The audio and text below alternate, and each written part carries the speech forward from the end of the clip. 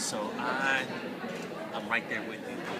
The folks feeling that they're part of the team and that folks got each other's back. Um, and this is what I'm thinking about. Tell me what you think. And also, for me, I was thinking about that, and I wonder like what it would actually look like for them to walk out feeling like that. And you and I also have their back. They got support, and they've got leadership that's gonna know them, support them, and let them do some incredible stuff. What do you think about that when I add that twist to it? Yeah, I definitely would want them to include us in the having each other's backs, and for them to know that, and that when the reason that we have such high expectations for them being professional and doing things the way we laid it out is because we have their backs, and because we're working for the kids. And so, if we were to imagine our first couple kind of meetings, and as you were talking about this person at the camp, and I offered the language of moving through grace, and how that person kind of showed up, and I shared a little bit of my story about a person, how they showed up, and how they listened, and how they acknowledged and always honored who I was. And whenever I raised a hard question, they got curious about it instead of like, why are you gonna ask a question like that? I'd love to brainstorm with you. We were to say, like, as we think, we'll do some planning. Obviously, we got to get built, like, all the level of detail.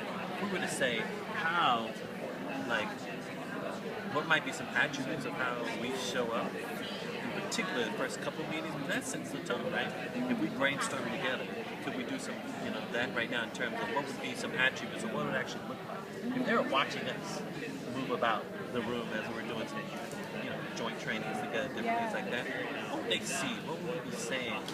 Right? Open if we do a little brainstorming together? Yeah, I think that I would want them to say that we were good problem solvers, and that we were solution oriented instead of just kind of naming all the problems, that we would be thinking about solutions. And I would want them to feel like we were assuming the best of each other and of them. And I'm thinking, I love those, like, problem solvers. That we and all of us are problem solvers. So I think that makes me think in terms of how do we put also some structures in place where they're grappling and problem solving together. We may, we don't want it to be the word we always have the answers, that we want to actually have them struggle a little bit. But we need to pay attention to how we're structuring that in for them to problem solve, because a lot of the answers are right within their heads. There's some brilliant folks. And then, and assuming the best of each other. What would that, as I think about that, love that. Think of what would that actually look like to create conditions where people are checking each other's assumptions, or we're just trying to lift up the best in each other. As you say, assuming the best of each other. What might that look like? Well, I think the expectations for how we engage with one another would have to be crystal clear, so that in that way, so if the expectations are clear, if someone is kind of off, it's important to, I think, start from a place of seeing if they're okay and not just assuming that they're dropping the ball, and rather learning more about what's going on. Does that sound right? Oh yeah, that sounds right on point. Like, clearly I think some, as we said, community agreements. Right. And maybe some community agreements that also not just about start and end on time, how we want to be in relationship with each other in meetings and outside of meetings.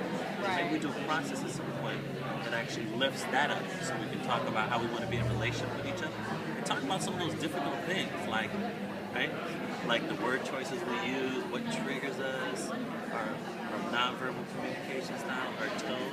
Even if our intention is not bad, we know our tone can impact people, all those, each other. So it makes me think as we do our round of community agreements how that can make us help us make some progress on not just how we are when we meet, but outside of the time we meet. And the last thing I'm thinking about is if we could, if we had time, So, come back, final talk round, about if we final were to debrief. Please.